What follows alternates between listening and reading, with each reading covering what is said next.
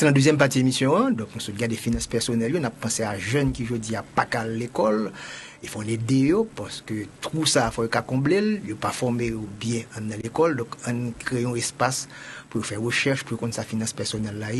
Pour lorsque vous jouez une chance pour retourner à l'école là et la vie, parce que c'est ça, les réalités, pour mieux armer, pour être capable d'avancer. Donc, deuxième partie de l'émission, nous allons regarder risque pays. Je vous dis, nous connaissons que un paquet d'entreprises qui a fermé dans le pays.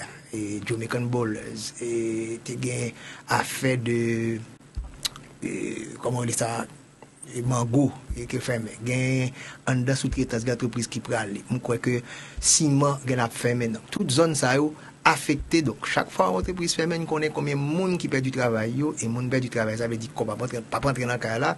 Les qu'on ne va pas rentrer dans le cas, on ne peut pas satisfaire les besoins primaires. La pauvreté, l'extrême pauvreté, la misère.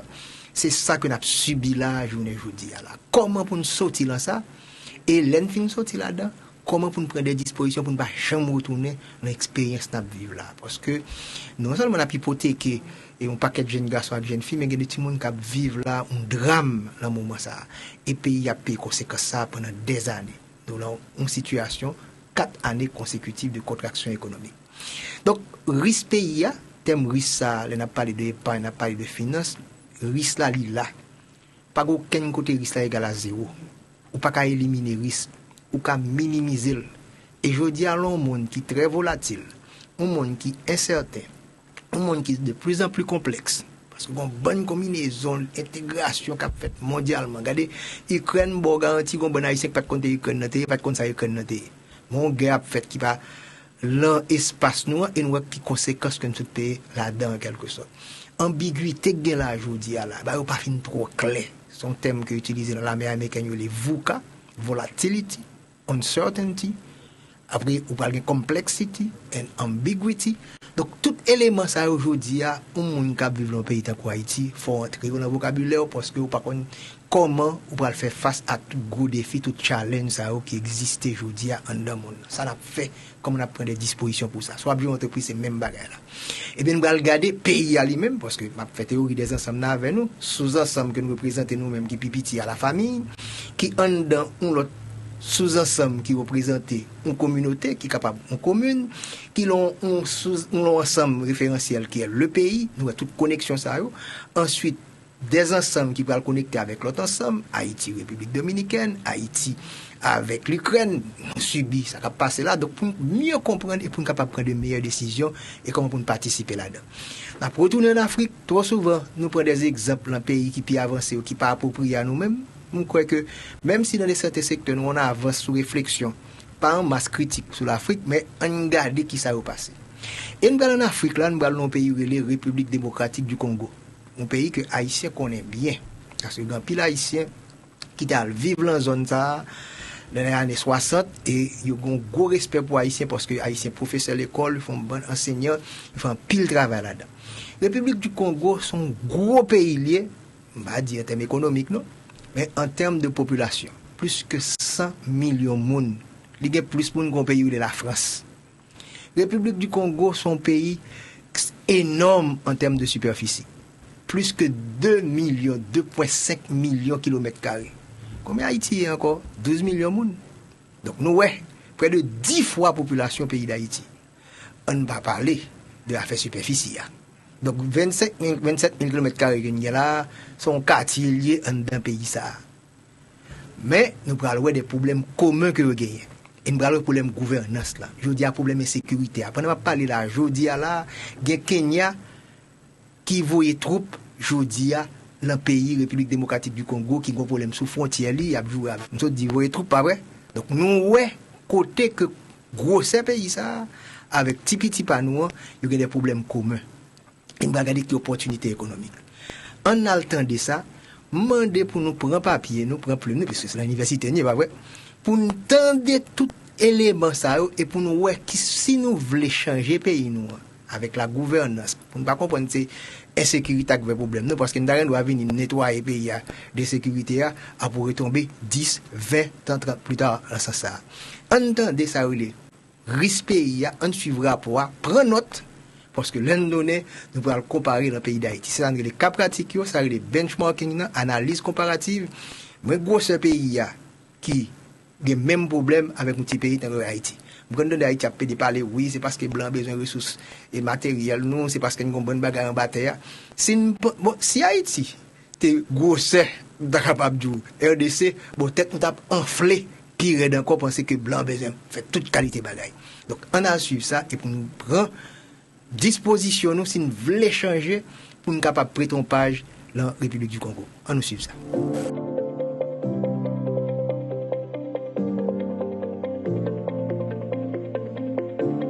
Excellences, Monsieur le Premier ministre, chef du gouvernement de la République du Congo, Mesdames et Messieurs les présidents d'institutions, Mesdames et Messieurs les membres du gouvernement, Monsieur le gouverneur de la ville de Kinshasa, Madame la gouverneure de la Banque centrale, Mesdames et Messieurs les chefs d'entreprise et les capitaines d'industrie, Mesdames et Messieurs, bonjour. Merci infiniment de nous recevoir ici en RDC pour la première conférence Risque Pays RDC pour discuter justement de la cartographie de risque de la RDC. Vous avez certainement tous reçu le rapport. Donc en réalité, ce qui va se passer, nous allons regarder certains points du rapport qui vont servir de point de discussion tout à l'heure dans les différents débats. Alors, Bloomfield Investment Corporation est la première agence de notation financière d'Afrique francophone, créée il y a 15 ans exactement, et qui a deux activités principales. Donc, la notation financière en monnaie locale, ce qui différencie l'agence des agences internationales qui font plutôt la notation financière en devises étrangères. Et le deuxième élément, deuxième aspect de notre intervention, c'est l'intelligence économique. Et le département d'intelligence économique est ce département-là qui, justement, établit les rapports de risque pays et les présente dans différents pays où nous intervenons. Ce département est justement un appui au département de notation financière dans toutes ces opérations de notation financière.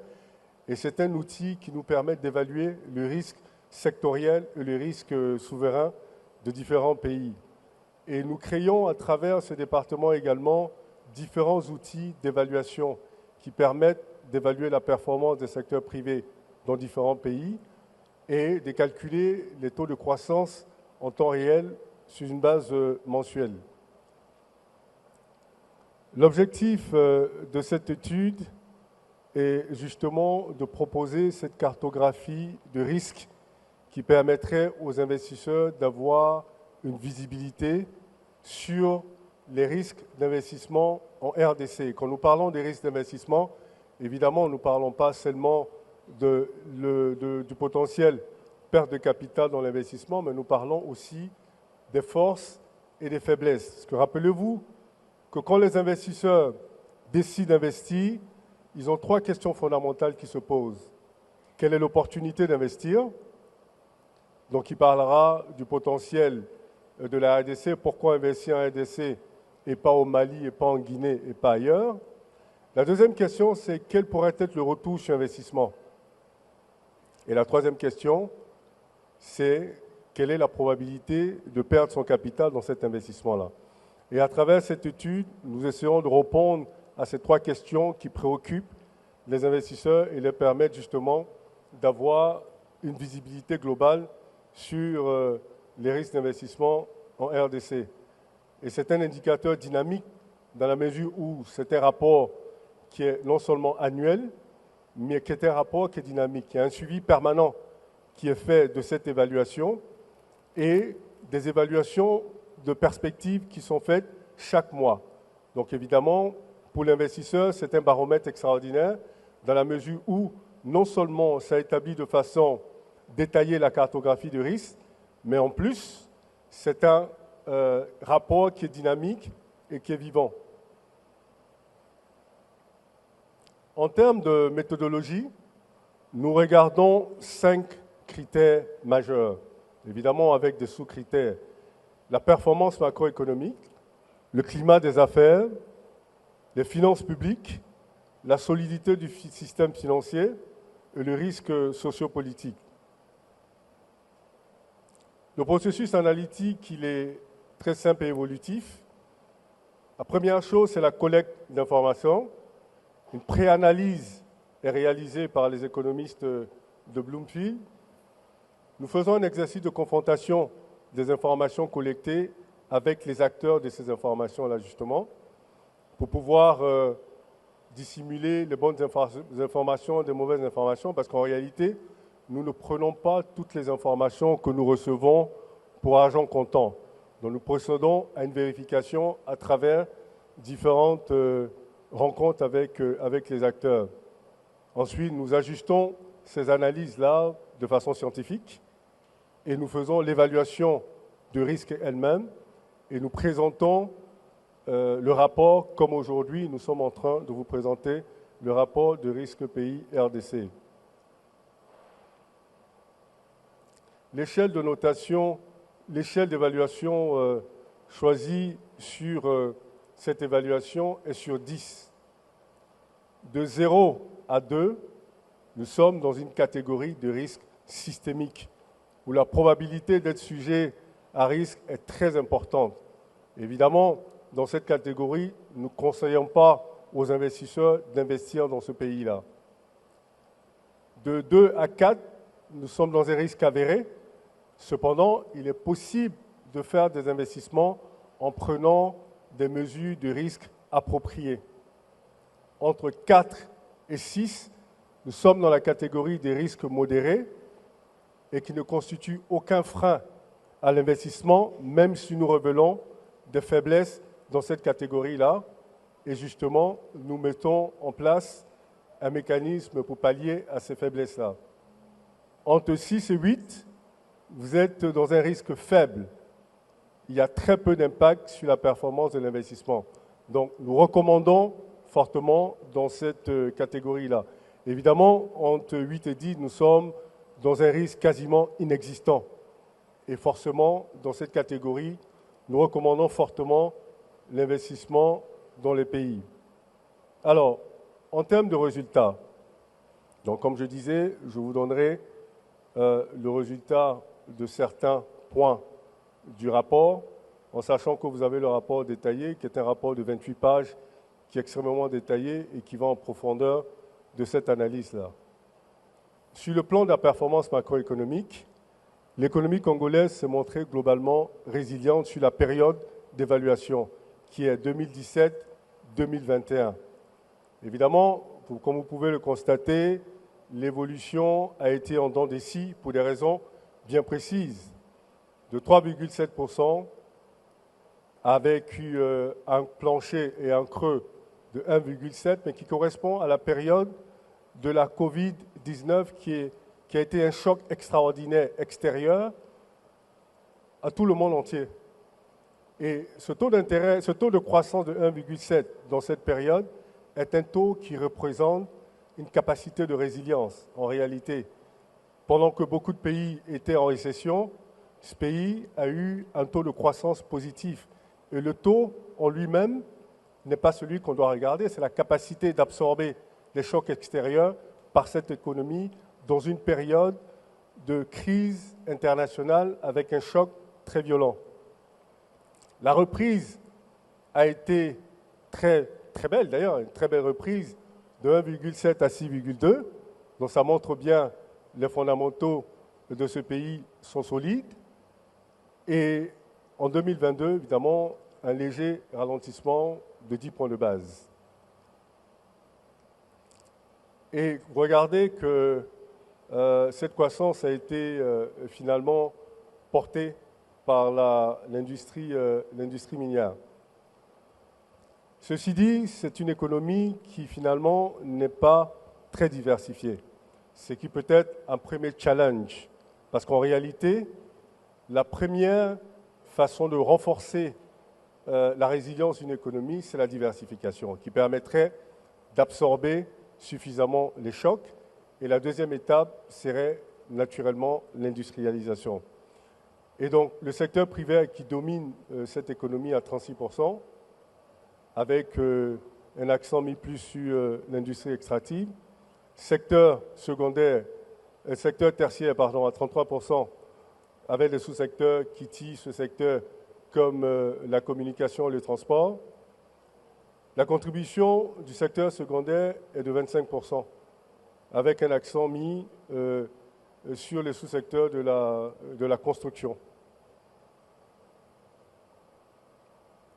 En termes de balance commerciale, toujours dans le registre de la performance économique, les exportations de biens ont progressé de soit 92% à cause des ventes qui ont augmenté à 91%. Et les produits principaux exportés sont le cuivre et le cobalt, qui respectivement représentent 61% et 24%. Les importations ont aussi progressé, moins rapidement que les exportations, donc à 60%, principalement les pays, les équipements. Et en termes de partenaires, les partenaires principaux de la RDC dans cette période évaluée sont la Chine, l'Afrique du Sud et l'Union européenne.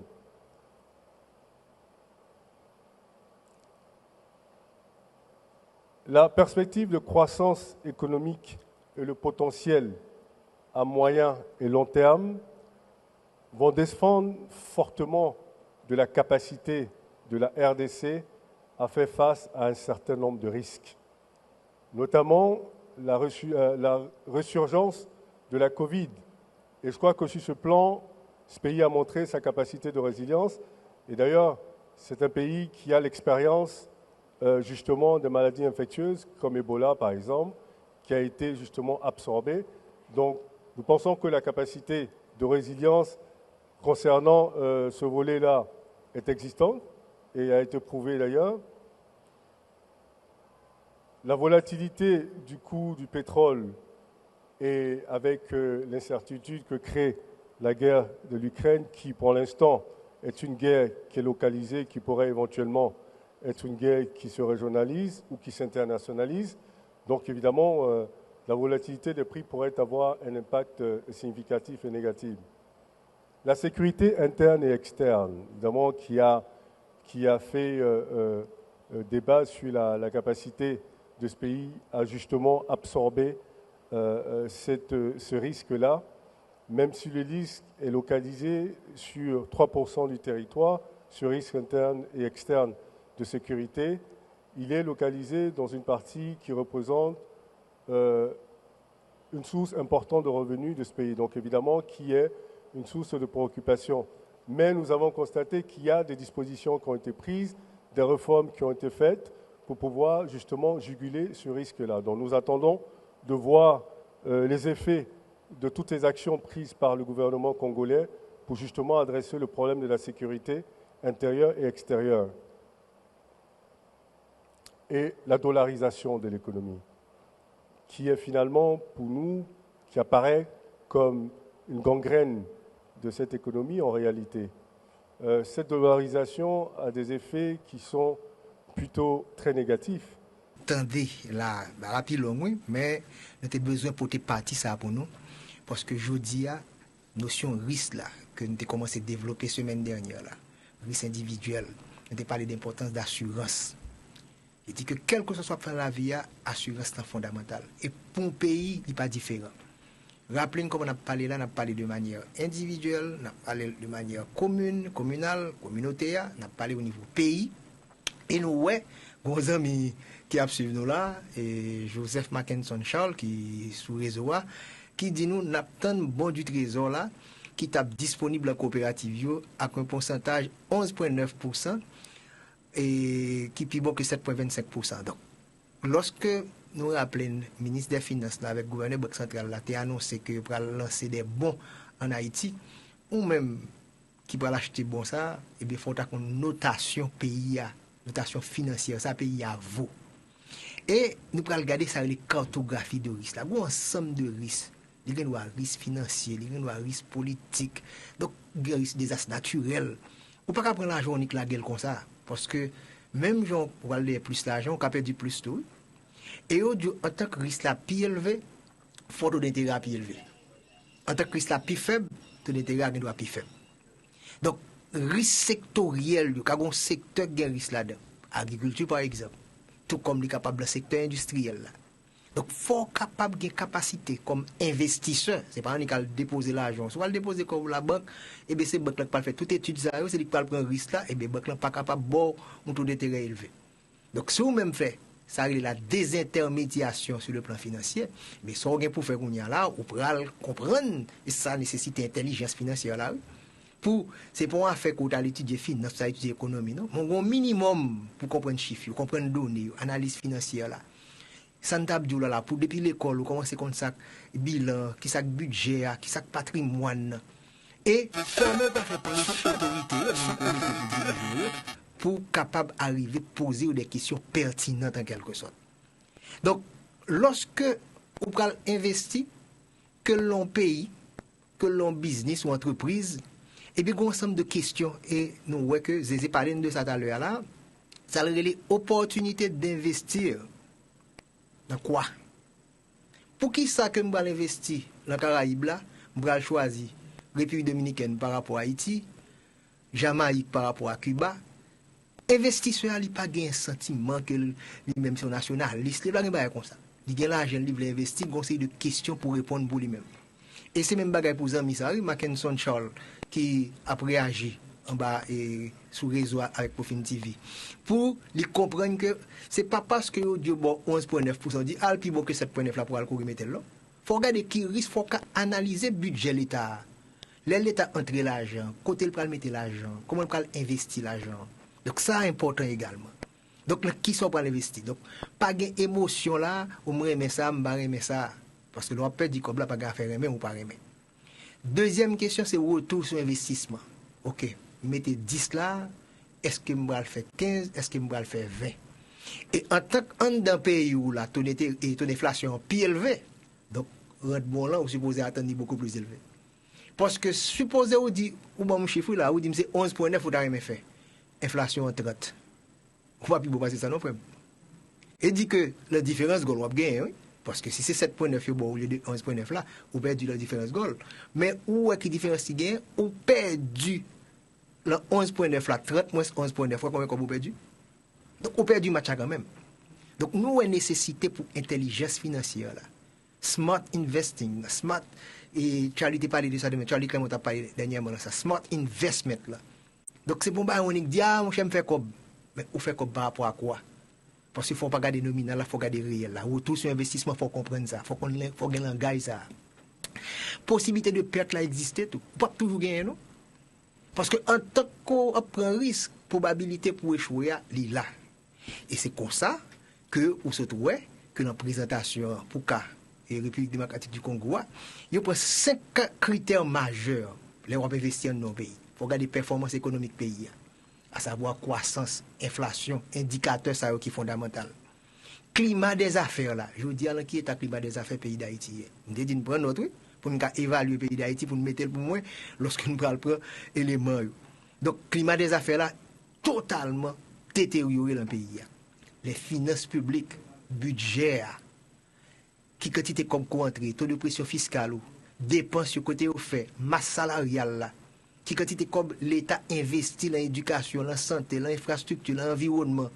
Donc, il faut regarder le budget, bien analyser le budget pour capable prendre des décisions. Ou pour regarder également la solidité du système financier. Le système financier n'a pas oublié. Entre les gens qui ont déposé comme là et crédit qui ont là. Donc, si le pays a un paquet de bons chocs, tout à c'est un fait de choc qui est là-dedans. Donc, on va retrouver dans une situation extrêmement difficile pour arriver à jouer un résultat. Et finalement, les risques sociaux politiques. Et là, on a le tableau pour nous finir. Donc, une échelle d'évaluation, comment il fait notation financière, là, pas trop difficile, là. Et monsieur, bon, des indicateurs, des chiffres pour capable mieux analyser en quelque sorte. Donc, second état qui gagne entre 0 et 2, à savoir chiffre que bon là, d'une échelle de 0 à 10, si pays où la retrouvé entre 0 et 2, ou un risque systémique. Donc, tout système où on a un problème. Son anatomie, médecin est capable de bien comprendre ça qu'on a fait là, son anatomie du corps humain, économie, c'est même bagaille. Donc, si la métastasé, pas gagné docteur Pral dou fermé, aller, pas gagné au café dans ça. Eh bien, 0 à 2 a un risque systémique, qui n'est pas seulement système financier, non, système économique, entreprise a payé fermé, mon pas travail, des ordres à fait, pas qu'à vente, maquette, on a regardé comment ces derniers temps, étagère, comment c'est vide, donc, ou un problème là, douane, ou un problème gaz, donc, tout problème ça, donc, ça, sont risques systémiques. Donc, probabilité pour sujet à risque là extrêmement élevé. Je dis à Allemand, on vient investir dans le pays d'Haïti. Même mon local, il va investir, voire pour demander mon international. Donc, on va courir les bonnes notes, c'est pour décider notes. Ensuite, là, échelle 2 à 4, sous fond parenthèse de 2 à 4. Gon risque qui est avéré qu'il a. Possibilité de couvrir ce risque ou face à des procédures particulières. Là, 2 à 4 là, il est plus bon que 0 à 2. Ou capable de prendre risque là, mais là, ça, mon a demandé un taux d'intérêt qui est beaucoup plus élevé.